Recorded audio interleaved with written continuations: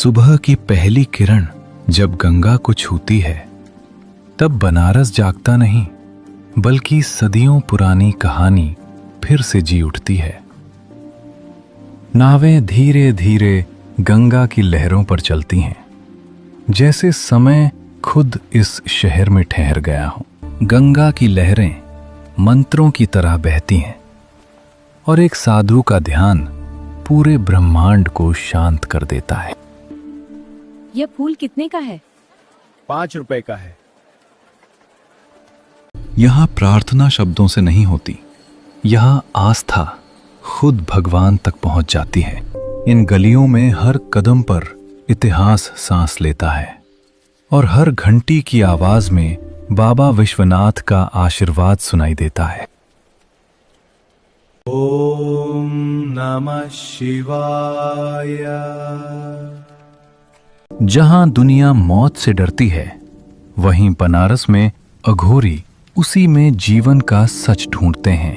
यह राख भी उत्सव बन जाती है, क्योंकि बनारस जानता है जीवन और मृत्यु दोनों शिव का ही रूप हैं। बनारस सिर्फ मंदिरों का शहर नहीं, यहां हर कचौरी, हर जलेबी में भी एक अलग ही स्वाद की कहानी छुपी है। जब अन्न का अपमान हुआ, मां पार्वती क्रोधित हो उठी। उन्होंने कहा, अन्न ही जीवन है, और वे कैलाश छोड़कर चली गईं।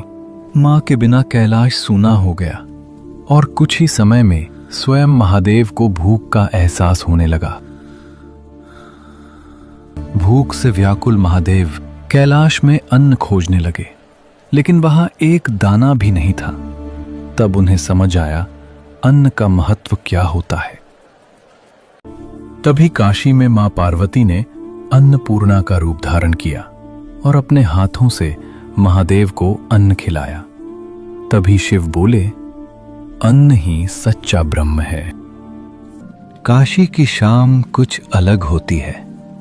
जब सूरज गंगा में समा जाता है, तो लगता है जैसे पूरा आकाश भगवान शिव को प्रणाम कर रहा हो।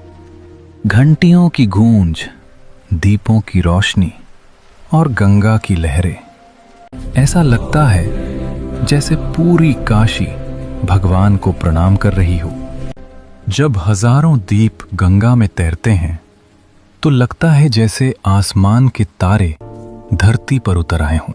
गंगा के किनारे बसी ये नगरी, जहां हर गली में इतिहास है और हर घाट पर भगवान का आशीर्वाद। अगर आत्मा को शांति देखनी हो, तो एक बार बनारस जरूर आना।